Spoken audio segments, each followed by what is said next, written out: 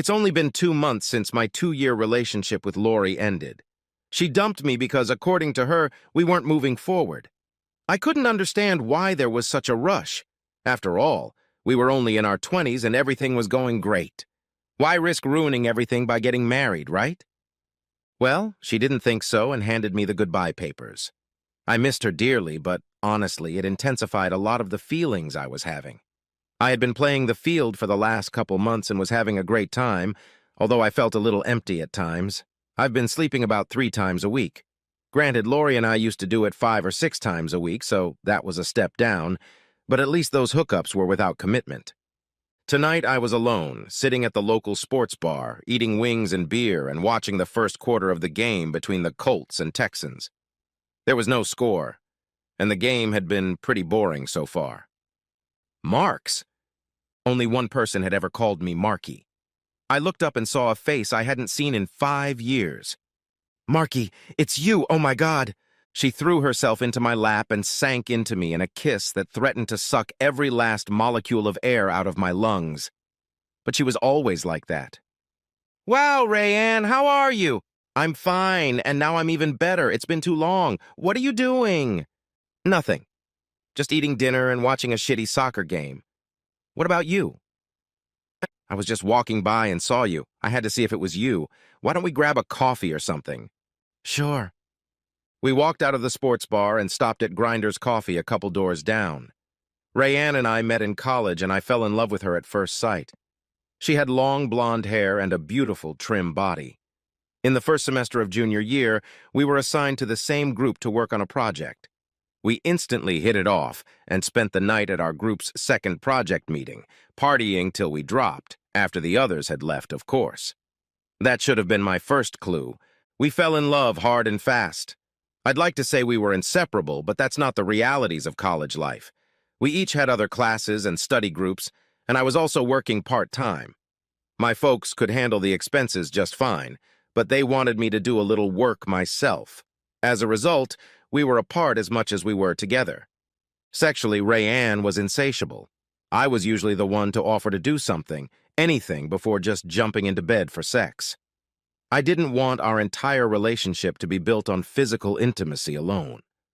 Things had been great for almost 2 years, and I was planning my proposal as graduation approached. I was at work one night, but was sent home early when one of the cars broke down and we had to close for repairs.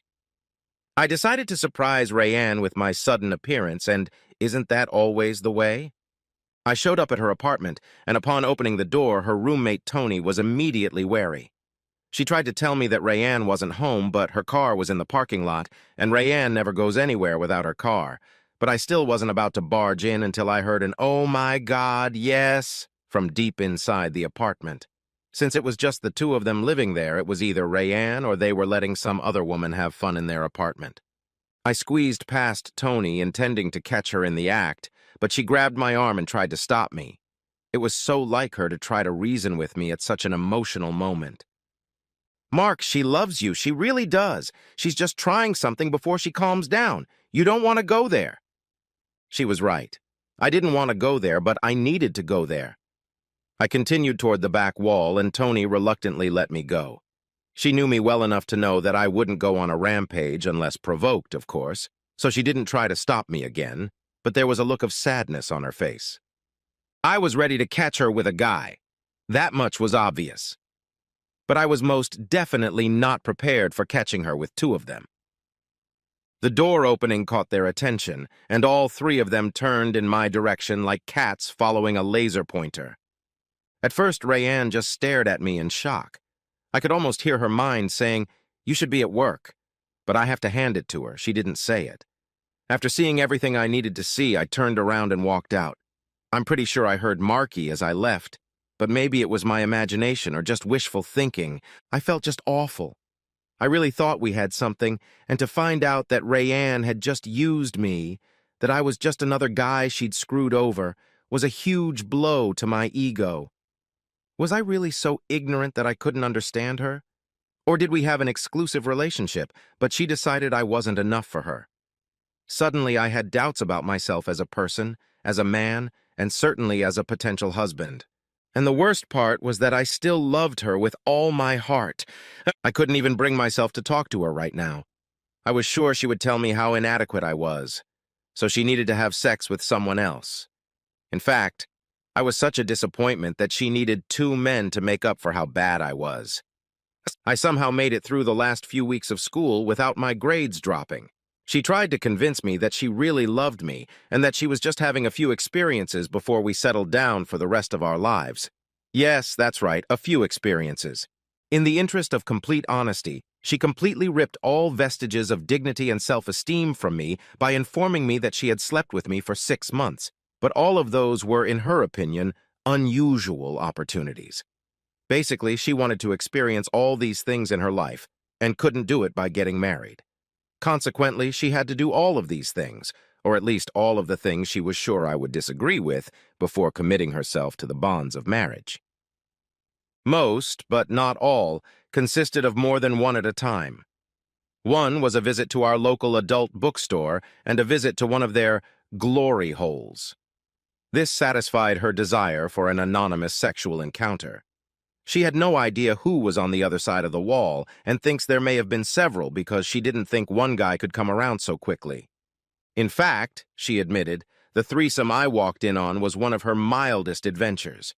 She also rode trains, did gangbangs, and even participated in a lesbian orgy involving 6 women, although she never once showed any interest in me with other women. She says it was fun and is already trying to figure out how to get me to let another woman into our bed. Oh, to get her to play with him instead of me. She just couldn't get over it, she said. When all was said and done, she insisted that it was all out of her system and she was ready to be my loving, faithful wife. Of course, by this time, my self-esteem and self-worth were completely shot, as was my trust in her. Even though I knew it was the right thing to do, it was still one of the hardest things I had ever done in my life for many reasons. I was still struggling with my sense of self-worth. I fell into a depression that I continued to struggle with on a regular basis. And here she is, 5 years later, looking as beautiful and sexy as ever, and suddenly none of that mattered. She wasn't wearing any rings, I checked, and I was single again. Just meeting her brought back all the feelings of love I had felt for her when we met, and I couldn't wait to find out if she was really ready to be a faithful wife. Oddly enough, the step I couldn't bring myself to take with Lori, I was practically dying to take with Rayanne. We talked about her job, real estate, and my job, benefits coordinator at a local company, reminisced about the good times we'd had together, but it seemed like we were avoiding the status of our relationship. I assumed she noticed my ring finger as I did hers, so perhaps we both thought it was unimportant. We left the coffee shop and headed to a club for some dancing and drinks. The passing years hadn't dampened her energy or her sexuality. More than one guy asked her to dance when we took a break, and she blew every one of them away. I was having a great time, and began to wonder what the future held for me. I quickly paid our bill and we left. She didn't feel comfortable leaving the car, so she followed me to my apartment. No sooner had we entered the entryway than we were already pulling off our clothes and each other. Finally, completely exhausted, we rolled over onto our backs and dozed off. I woke up to Rayanne moving around my bedroom. She was finishing getting dressed and gathering her things. She tried to be quiet but smiled when she saw me get up. She sat on the edge of the bed holding her purse. "I have to go home. Can't you stay?" She smiled at me, reaching for her purse. I guess I shouldn't have been surprised to see her putting rings on her finger, but I was. "I can't. My husband doesn't like me staying out all night." Are you married?" "Yes, for 3 years now." "But what was that? I thought—" She reached for me gently, taking my hand in hers. "It was just sex, baby. Look, Marky, the truth is, I'm a slut. I was a slut before I met you. I was a slut while we were together, and I've been a slut ever since. I just happen to have found a husband who doesn't mind. With any luck, he's spent the night with some hottie himself." I don't understand." "Look, Carl and I are more like good friends than lovers. We met one night, we liked it, and we went out a few more times. Neither of us were cut out for monogamy, but we became very close and decided to get married. I don't love him the way I loved him. Hell, the way I still love you. But when I come home after having sex with some guy, it makes me feel better to have someone around. Have you ever had sex? Oh yeah, I probably get half my sex life from it. Marky, the truth is I just love having sex with new guys. I loved you so much back then, and I couldn't even stay faithful to you even though I tried so hard. It took me a whole year before I finally gave up, but once I did, I couldn't stop anymore. I was hoping I could hide it from you so we could stay together, but I realized you would have found out anyway. I'm sorry for that. I was selfish, and I didn't want to lose you. Thank you for tonight, Marky. You'll never know how much it means to me. She snuggled up to me and kissed my cheek. I left my number on your dresser. You're the best person I've ever had, and I wish we could meet again, but I know you might not go for it. I'll be disappointed if you don't call, but I'll understand. I love you, Marky, and I always will.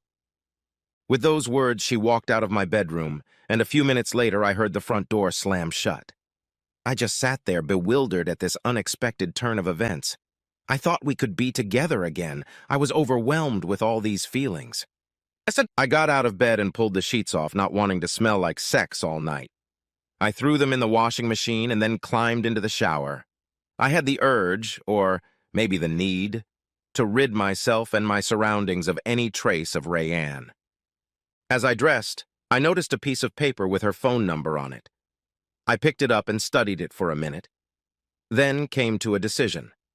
I picked up the phone and dialed the number. The phone rang twice before a sleepy voice answered me. Hello? Lori, it's me. Mark? Jesus, do you even know what time it is? Yeah, it's about 3 in the morning. Are you alone? A pause followed and then a sigh. This isn't really any of your business anymore, Mark. You're right. I'm sorry. I just wanted to say, I didn't mean to interrupt what you might be doing. Another sigh. Yes, Mark, I'm alone. What did you want? Can I come to you? We only broke up 2 months ago, Mark. I don't think that would be a good idea right now. Please, Lori. Mark, why don't you give me a call tomorrow and maybe we can set something up so I'm in a better position, okay? Yeah, sure. Okay, whatever you say. I'll call you later. I ended the conversation feeling even worse than before. I don't know what would have happened if Lori hadn't called me back right away. Hello? Is it that important, Mark? I think so. Okay, come over. I'll put the coffee on. I walked out to the car and honestly don't remember how I got there. I had all sorts of thoughts going through my head, but mostly about what I was going to say to her. When I pulled into the parking lot of her apartment complex, I already knew what I was going to do. I knocked, then got down on one knee as she opened the door. Lori Ann Smith, will you marry me? She just stared at me for a minute. I think she was trying to figure out if I was drunk, especially since it was almost 3:30 in the morning and I didn't even have a ring. I guess I was foolish to expect her to immediately say yes and throw herself into my arms. At least she didn't say no. Yet. Before I answer that, Mark, we apparently need to talk. Come inside and sit down. I took a seat at one end of the couch and soon had a cup of coffee in my hands. Lori sat down in the chair across from me. Her long, straight black hair was gathered into a ponytail, and she was dressed in a light pink terry cloth robe. I could see the bottom of one of her nightgowns peeking out. I wondered if she still slept without panties. Okay, Mark. What happened tonight? I ran into Rayanne. The same Rayanne who cheated on you in college. Yes. Then let's get this straight. Did you have sex with her? I hesitated. I wasn't proud of what I'd done, finding myself drawn into the orbit of a woman who'd practically destroyed me. In fact, it was Lori who had done most of the putting me back together that was even worse. Yeah, I'm sorry. Why are you apologizing to me, Mark? You were a single man and you did what single men do.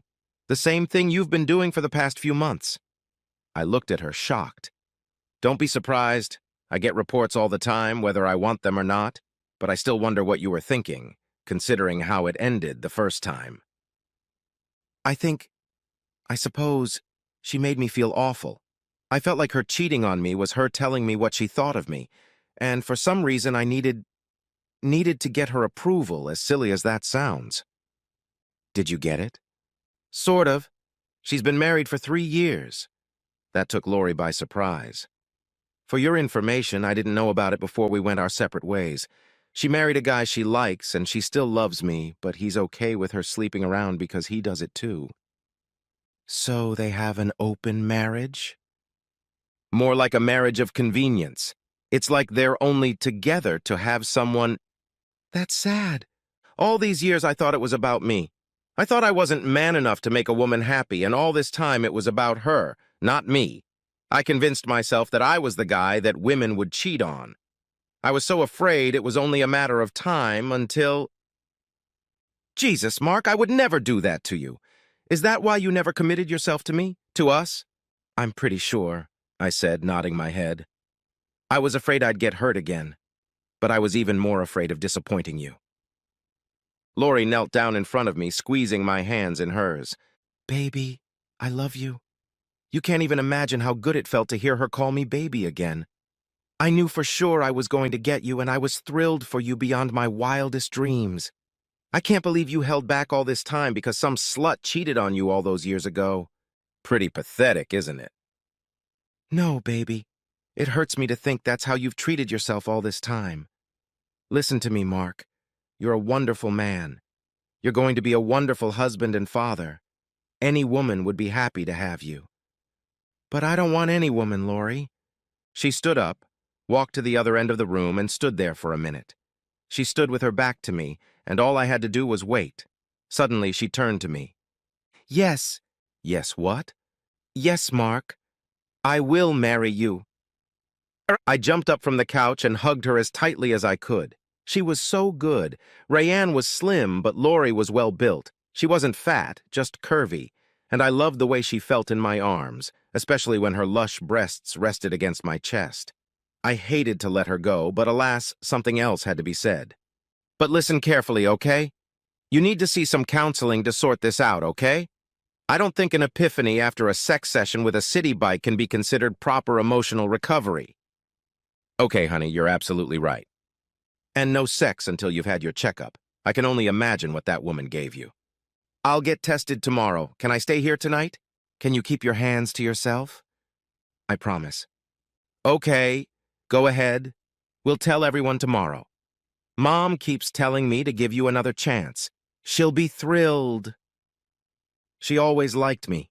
A very brief epilogue. Fortune was smiling on me. I took the tests, and the night I got the results, I found myself between Lori's legs.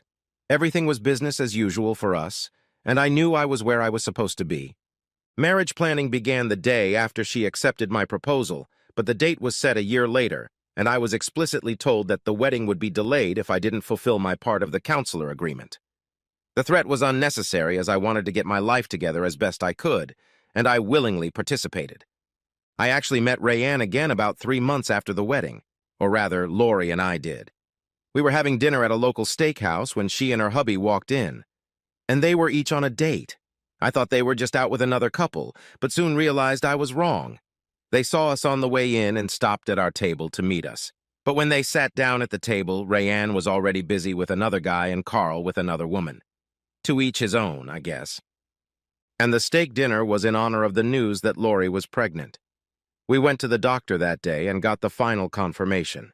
I was looking forward to the beginning of the life that now lay before me, and even more so to the private celebration that Lori promised to throw later. Life is good.